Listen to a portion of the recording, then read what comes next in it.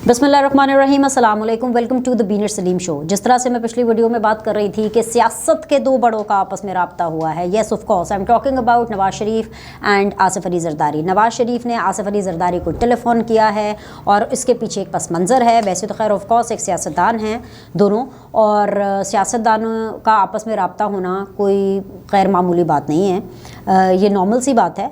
लेकिन जो सूरत हाल इस वक्त चल रही है उसमें इनका एक दफ़ा फिर से राब्ता होना बड़ी पेशरफ्त और बहुत इम्पॉर्टेंट चीज़ों की तरफ इशारा करता है। हम बारी बारी उस चीज़ को डिस्कस करेंगे। सबसे पहले तो ये है कि मैं आपको बता दूं कि पिछले कुछ दिनों में आसिफ अली जरदारी साहब बीमार थे, वो हॉस्पिटलाइज थे और अब वो घर अपने मुंतकिल हो गए हैं, हॉस्पिटल से डिस्चार्ज हो गए हैं। उनकी तबीयत अब पहले से थोड़ी बेटर है और जैसे कि मैंने अपनी पिछली वीडियो में भी कहा था, उसी तसलसल को मैं बरकरार रखना चाहती हूँ कि नेशनल सिक्योरिटी कमेटी का इजलास हुआ है। वज़ीर आज़म की आर्मी चीफ साहब के साथ 1-on-1 मुलाकात भी हुई है। इतनी ज़्यादा इंपॉर्टेंट डेवलपमेंट्स चल रही थी तो ऑफकोर्स शहबाज शरीफ साहब जो कि प्रेसिडेंट है PMLN के, प्राइम मिनिस्टर हैं, उन्होंने ताहयात कायद और अपने बड़े भाई नवाज शरीफ साहब को ऑफकोर्स लूप में रखना था। हर चीज़ उनसे मुशावरत होती है, उनको बताई जाती है, उनको लूप में रखा जाता है। सो उसके बाद ज़ाहिर सी बात है वो जो एक हुकूमत का जो दूसरा हिस्सा है जो कि पाकिस्तान पीपल्स पार्टी का है, ऑफ कोर्स उसके को चेयरमैन आसिफ अली जरदारी साहब हैं और आसिफ अली जरदारी साहब का ही वोट ऑफ नो कॉन्फिडेंस को लेकर के ये पूरा प्लान था। बल्कि आसिफ अली जरदारी साहब ने ही इसकी तमाम तर वर्किंग की है। नॉट टू फॉरगेट कि बिलावल ने इसको जिस तरीके से आगे बढ़ाया है, तो उसके बाद जब आसिफ अली जरदारी साहब अभी रिसेंटली बीमारी से उठे तो नवाज शरीफ साहब ने उनको फ़ोन किया।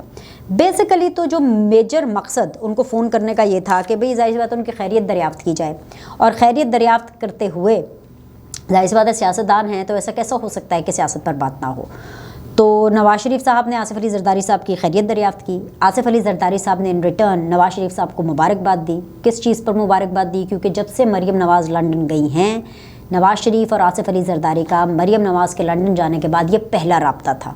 तो आसिफ अली जरदारी ने मरीम नवाज़ के हवाले से उनको मुबारकबाद दी। सिर्फ यही नहीं बल्कि आसिफ अली जरदारी ने शहबाज शरीफ और हमज़ा शहबाज की मुकदमात में बरियत के हवाले से भी नवाज शरीफ साहब को मुबारकबाद दी। तीसरी चीज़, नवाज शरीफ साहब ने आसिफ अली जरदारी का शुक्रिया अदा किया। अब ये जो शुक्रिया अदा करने वाला बात है, ये किस बात पे शुक्रिया अदा किया? ऑफ कोर्स इस बात पे शुक्रिया अदा किया कि पाकिस्तान पीपल्स पार्टी ने अपनी सियासी कमिटमेंट को बरकरार रखा।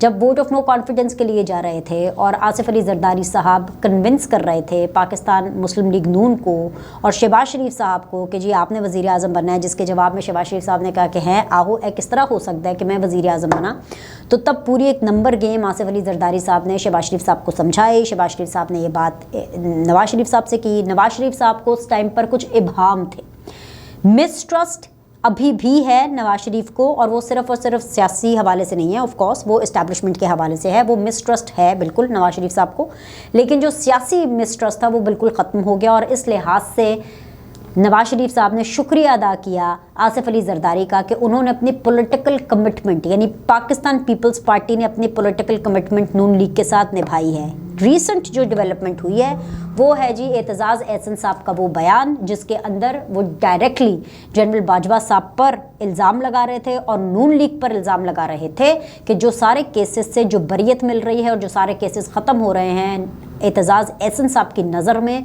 PMLN के, उनको लगता है कि वो जनरल बाजवा साहब ख़त्म करा रहे हैं जो कि इस टाइम पर मुल्क के आर्मी चीफ हैं।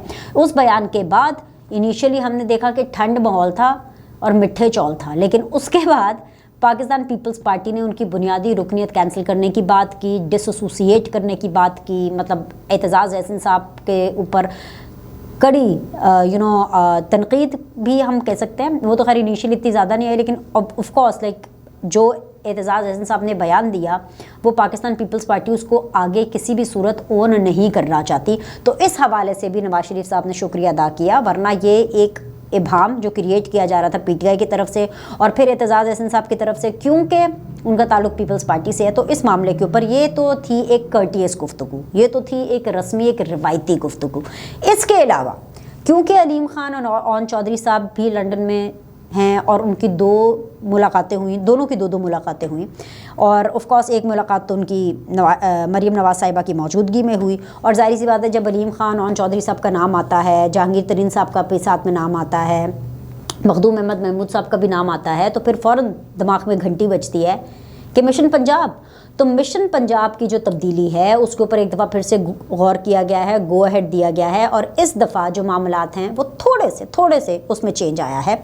ऑफ कोर्स मरीम नवाज़ साहिबा को सीएमशिप देनी है, उनको इलेक्शन लड़वाना है, ये सोच एक है नून लीग के अंदर, लेकिन मरीम नवाज़ को 1 साल या 1.5 साल के लिए या कुछ महीनों के लिए सीएमशिप क्यों दी जाए, नून लीग कुछ महीनों के लिए हुकूमत क्यों ले।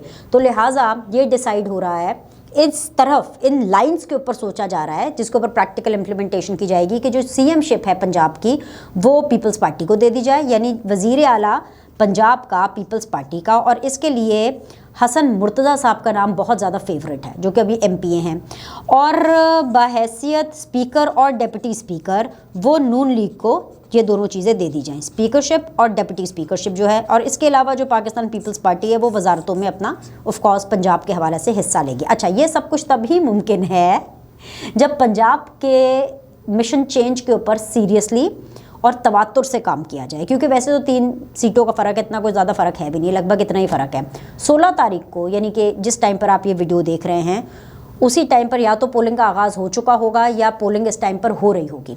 और ये जो इलेक्शन है ये बहुत ज़्यादा इम्पॉर्टेंट है, वो इसलिए क्योंकि इस इलेक्शन के अंदर नून लीग की कैंपेनिंग ना मरीम नवाज़ ने की, ना हमजा शहबाज ने की। शहबाज शरीफ साहब तो वज़ीर आज़म हैं, तो बेसिकली नून लीग की कैंपेनिंग किसी ने भी नहीं की, सिर्फ जो वहाँ पर कैंडिडेट्स थे उन्होंने अपनी कैंपेनिंग की। अगर मैं पाकिस्तान पीपल्स पार्टी की बात करूँ तो बिलावल ने भी कैंपेनिंग नहीं की क्योंकि वो वज़ीर ख़ारिजा हैं और वो कैंपेनिंग वैसे कर भी नहीं कर सकते, जलसे वगैरह तो नहीं कर सकते, लेकिन उन्होंने एक वीडियो मैसेज दिया और एक रिक्वेस्ट की तमाम लोगों से कि वो पीपल्स पार्टी को वोट करें जहाँ जहाँ पीपल्स पार्टी के कैंडिडेट खड़े हैं। और सिर्फ इसलिए एक वीडियो मैसेज किया क्योंकि वो सैलाब और जो खारजा अमूर के जो मामलात हैं उनको लेकर के पाकिस्तान के लिए लॉबिंग कर रहे हैं। लेकिन इमरान खान ने उसके बरक्स दिन में 3-3 4-4 जलसे किए। ठीक है, इमरान खान लगातार अपनी कैंपेनिंग कर रहे हैं, इलेक्शंस के हवाले से भी कैंपेनिंग कर रहे हैं, एंटी गवर्नमेंट भी कैंपेनिंग कर रहे हैं और जो भी उनके नैरेटिव है एंटी इस्टेब्लिशमेंट भी वो कैंपेनिंग कर रहे हैं कॉन्टीन्यूसली। तो ऐसे में तीनों पॉलिटिकल पार्टीज़ के लिए 16 अक्टूबर, जी हाँ ये तारीख बहुत ज़्यादा ज़रूरी है, आज का दिन जब ख़त्म होगा तो ये पाकिस्तान की सियासत को तब्दील ज़रूर करेगा। मैं आपको बताती हूँ क्यों। क्योंकि अगर पंजाब की मैं सीट्स की बात कर रही हूँ, नेशनल असेंबली की नहीं। वैसे तो मेन फोकस नेशनल असेंबली की सीट्स पे इसलिए ज़्यादा दिया जाता है क्योंकि इमरान खान साहब ऑलमोस्ट तमाम ही हलकों से लड़ रहे हैं। लेकिन अगर मैं पंजाब की बात करूँ तो पंजाब के वो जो लंदन में जो फ़ोन हुए हैं और मुलाकातें हुए हैं वो 16 अक्टूबर के आज के शाम तक के नताइज के ऊपर बहुत ज़्यादा बेस करते हैं। क्योंकि अगर पंजाब की तीनों सीटें फॉर एग्ज़ाम्पल ये हुकूमत ले जाती है, नून लीग ले जाती है, तो ऐसे में वो जो डिफरेंस है सीटों का वो ख़त्म हो जाएगा। तो बस तो फिर तो बल्ले बल्ले, फिर तो पंजाब में जो मिशन है पीटीआई की हुकूमत भेजने का, चौधरीज़ की हुकूमत को घर भेजने का, वो तो पूरा हो जाएगा। अगर इन केस कि पंजाब के अंदर इन तीनों सीटों का कुछ भी ऊपर नीचे होता है, 1 सीट पीटीआई ले जाती है, 2 सीटें पीटीआई ले जाती है, 1 सीट नून लीग ले जाती है, तो ऑफकोर्स उससे पंजाब के नंबर गेम पे फ़र्क ज़रूर आएगा। और इसी हवाले से अगर पूरी की पूरी सीटें नून लीग जीत जाती है, ये हुकूमत जीत जाती है, तो ऐसे में तो बहुत आसान होगा पाकिस्तान तहरीक इंसाफ को किक आउट करना ये पंजाब असेंबली से, और पाकिस्तान पीपल्स पार्टी का वज़ीर आला आ जाएगा और ये जो मैंने इससे पहले आपको बताया स्पीकर, डिप्टी स्पीकर और मिनिस्ट्रीज़ मिल जाएंगे। दूसरी तरफ अगर नेशनल असेंबली की सीट्स पाकिस्तान तहरीक इंसाफ जीतती है, नेशनल असेंबली की मैं बात कर रही हूँ जिसके ऊपर इमरान खान साहब खड़े हुए हैं, तो इमरान खान साहब का जो पॉइंट है आखिरी कॉल का और लॉन्ग मार्च का, वो इन इंतखाबात के नताइज के ऊपर डिपेंड करता है। अगर आधी सीटें भी इमरान खान साहब निकाल लेते हैं तो इमरान खान साहब जो हैं अपनी फाइनल कॉल का जो अनाउंसमेंट है वो उसकी बेस पर करेंगे।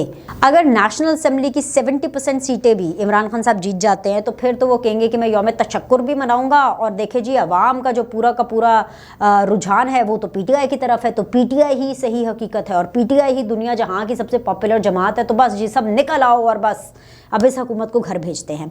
और अगर इमरान खान साहब को, इलेक्शन है, कुछ भी हो सकता है, पाकिस्तान में तो कुछ भी हो सकता है, और ऑफ कोर्स ये पाकिस्तान पीपल्स पार्टी, पीएमएलएन, पीटीआई तीनों के लिए रिस्क है, मैं आपको ये रिस्की फैक्टर्स बता चुकी हूँ। नून लीग के लिए एक बड़ा ड्रॉबैक ये है कि मरियम नवाज़ जो हैं वो कैंपेनिंग नहीं कर रही हैं। उन्होंने तो वीडियो के ज़रिए कोई पैगाम भी नहीं दिया, कंप्लीटली कैंडिडेट से प्लानिंग कर रहे हैं। तो तीनों के लिए, तीनों पॉलिटिकल पार्टीज़ के लिए ये रिस्क है। इमरान खान ने ये रिस्क इसीलिए उठाया, जीत गए तो बल्ले बल्ले, अगर कम सीटों से जीते फिर भी बल्ले बल्ले, लेकिन अगर हार गए तो फिर तो मतलब उन्होंने कहा ना कि जी ये तो धांधली हो गई, ये तो मैच फिक्स था, वही उनकी चीज़ें हैं। तो इमरान खान का जो रिस्क है ये कितना वर्थ टेकिंग होगा ये हमें आज शाम को पता चल जाएगा, क्योंकि पीर या मंगल को इमरान खान साहब ने अनाउंसमेंट कर देनी है अपने लॉन्ग मार्च के हवाले से, और फिर उसके ऊपर हम अगली वीडियो में बात करेंगे। अभी के लिए इतना ही। लाइक करें, सब्सक्राइब करें और आपके फीडबैक का इंतज़ार रहेगा।